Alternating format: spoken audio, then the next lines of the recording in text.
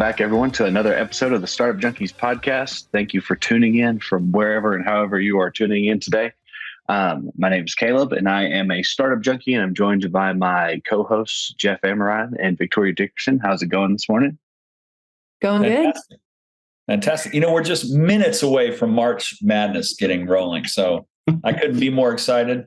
I know the bracketology will be all messed up this year because, again, I'll have to, based on my alliances and allegiances, put the Hogs into the Final Four. But unless we have divine intervention, I don't see that happening. So maybe in some alternate universe. In some alternate universe. Different storyline. Keep the faith. It could happen.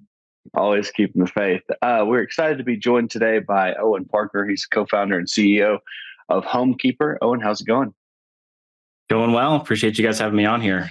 And as far as March Madness is concerned, I come from a family of University of Virginia grads. So they've had a couple of good years in recent memory. But yeah, they usually end up making it to the final in my brackets. And they have not done me very well in the last couple of years. So they're highly ranked again this year, though, right? Aren't they doing? They're highly ranked every year. Yeah. Yeah. We kind of know the feeling. We start out in the top 10 every year, and then we rapidly drop out of the top 10, and then Musk somehow brings them back. We'll see if that magic works this year. I don't know. Yeah, hopefully, fingers crossed. So tell us a little bit about, yourself, your backstory, and how you got to where you are today.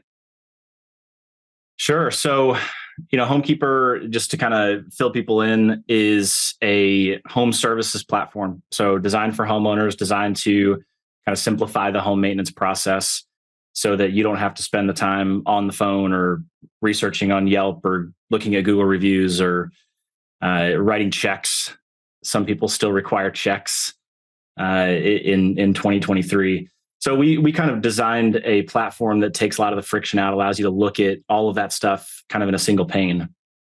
And so, the genesis of that, I guess, is kind of a long story, and I'll try not to go too far into the weeds, but kind of the common life theme, at least for me personally, I guess the why behind, why we did HomeKeeper ultimately boils down to the home being a place that families kind of coalesce around.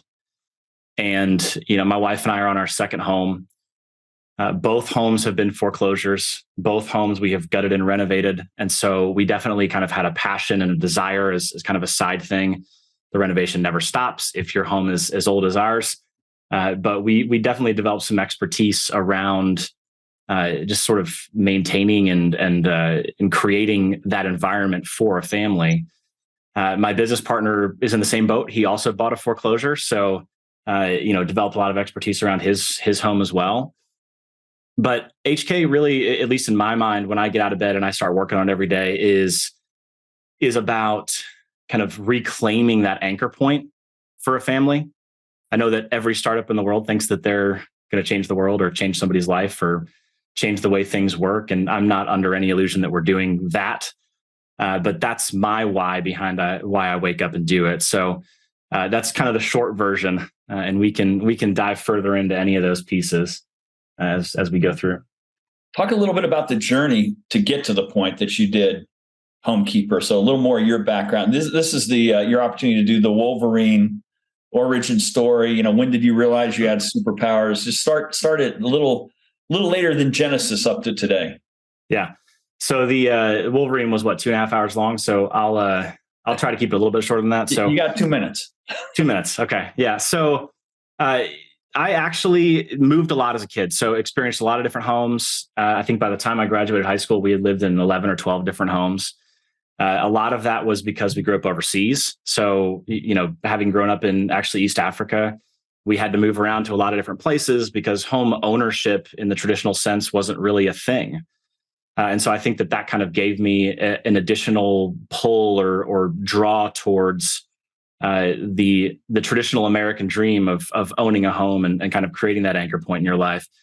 As far as professionally, I came back to the States for college after graduating high school in Africa and went to a small private school in Chattanooga, Tennessee. actually Lookout Mountain, Georgia, called Covenant College. And went there on a soccer scholarship, thought I was going to play for the U.S. men's national team. And I don't, obviously, and never did at any point. But the experience of being there, I made some incredible friendships and learned a ton, ended up majoring in business, but sort of always had this technology bend.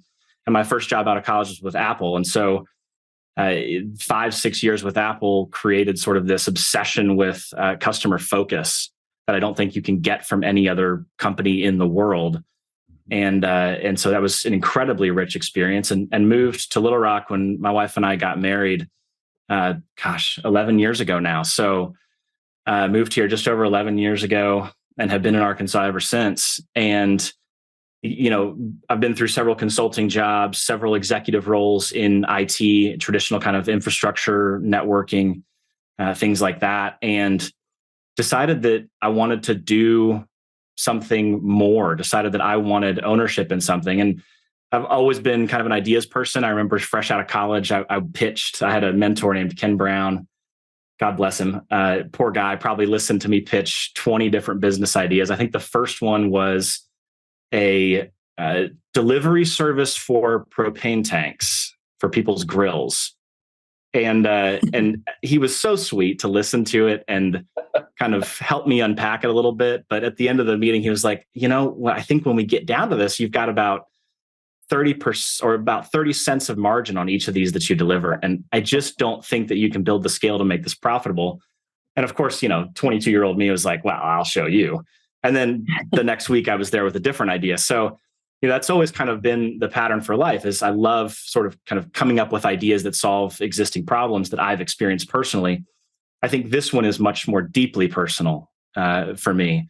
And, the very, very birthing of this idea was with a good friend of ours who is actually an advisor for HomeKeeper, who has a microinsurance startup actually in East Africa, of all places.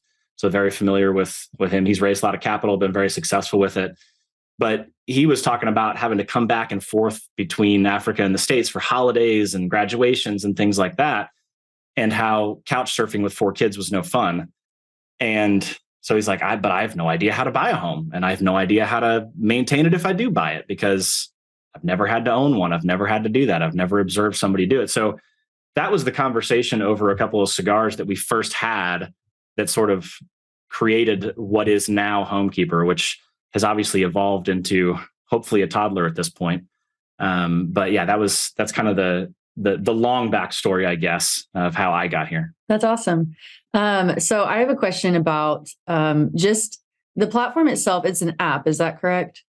Correct. Mm-hmm. Okay. So my question is, I hear all the time people are like thinking of good ideas and they say there should be an app for that.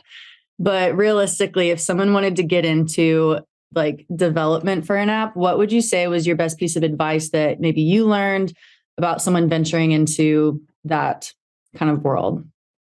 Sure. Yeah. I think, what have I learned? What's been the most painful thing, I guess, is really the best way to ask that question. I think for me, it's really about developing as little as possible, right? Like I went out and developed what was my problem. I developed around what was my problem, not what was the universal problem. And so when we first came out with our initial, I wouldn't even call it a 1.0, a version 1 of our web app, it was overly complicated because I was solving all the problems that I thought I had. And so we threw it away and did it again and completely simplified every aspect of it and took a lot of the functionality out of the application. And so, we tried to build in communication in our first platform. That was not something that people asked for. They didn't want to have to open an application in order to be able to be notified about upcoming maintenance or services or billing or any of that kind of stuff. So we took it out of there and started using a couple of different platforms for just text messaging. So we kind of automated the flow between it. So I guess the advice would be definitely do not over-engineer. But don't solve your problem. Solve whatever the universal problem is for that marketplace, and that's where we think we are at this point. And if not, we're very close. So, talk a little bit about the business model in terms of how a homeowner and how a vendor or a service provider would engage? Sure. So there's kind of a natural friction there. And I think that it's a healthy friction because we want to obviously advocate for the homeowner.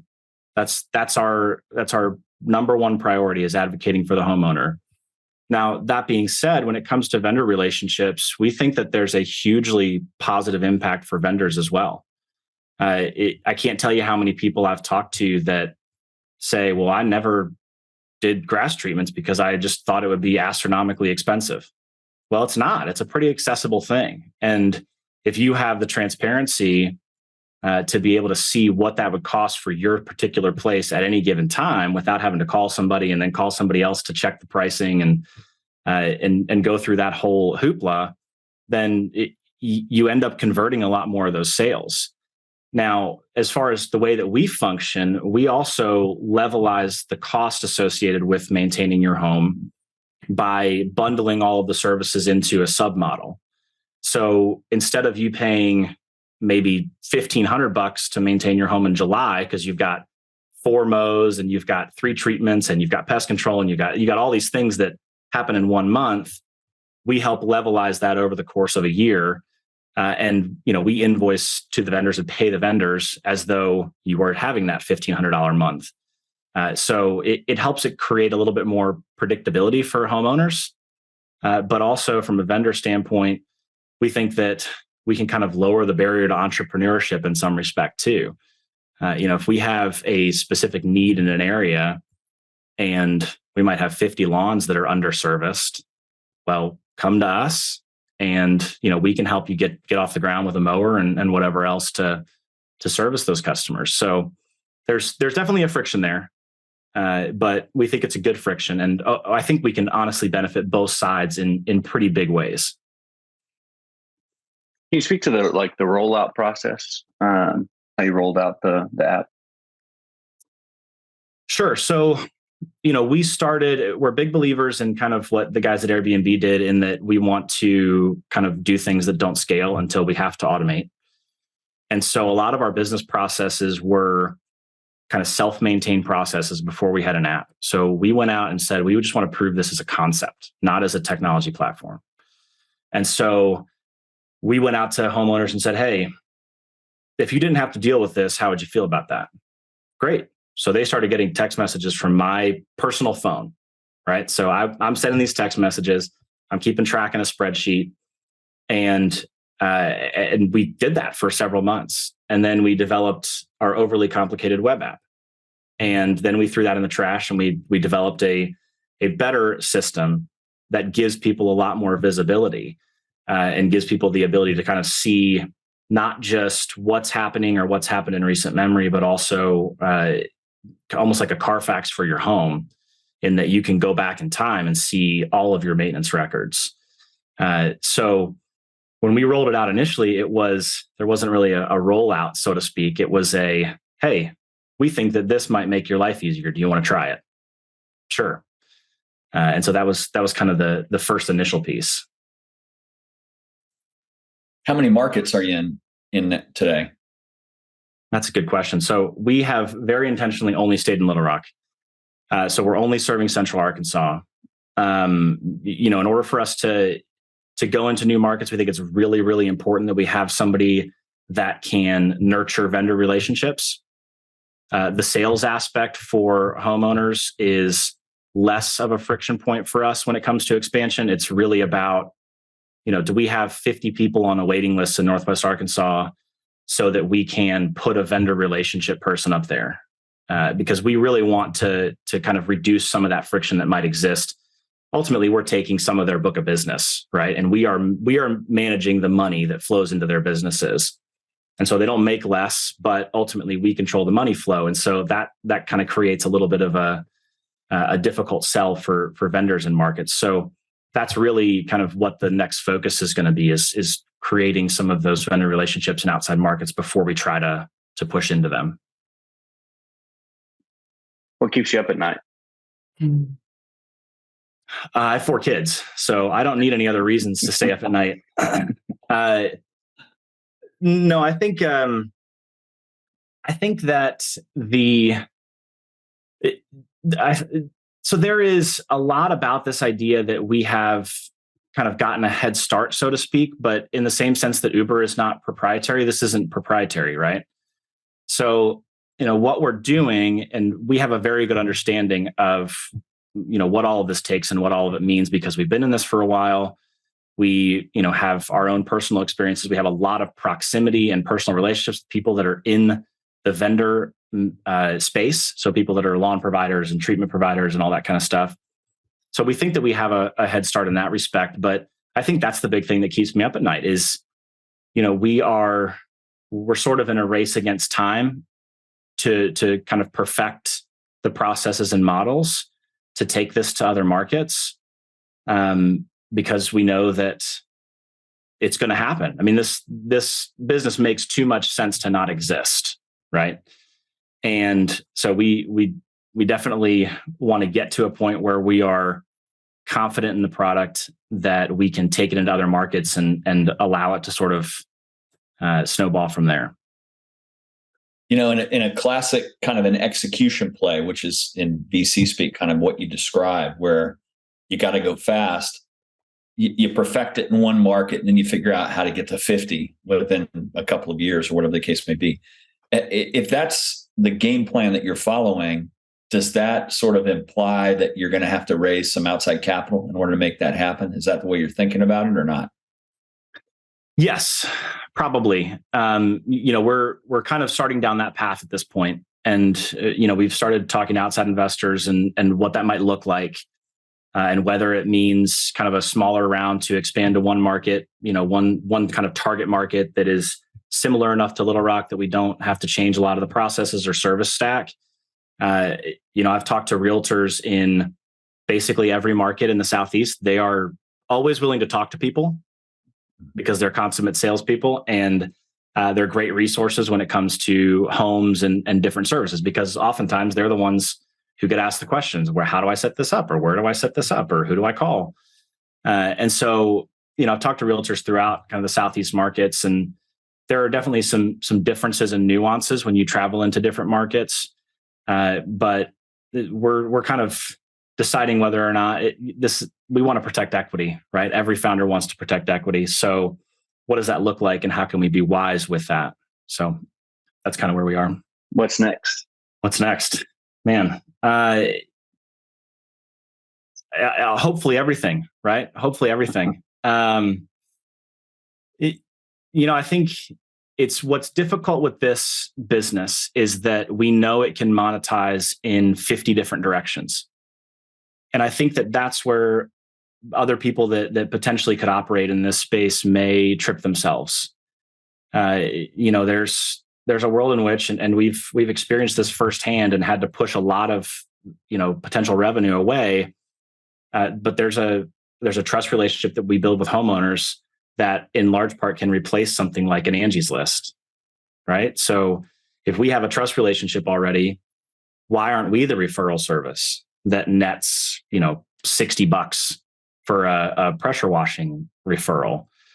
So there's places that we can kind of branch out and monetize that I don't think are core enough to where we are right now. So what's next in 5 years? Probably a little bit more of that realization of different market segments that are close enough, that are within close enough proximity that we don't get away from the core of the business. But really at this point, we're sort of opening the doors and allowing people to come into the platform and sign up for it.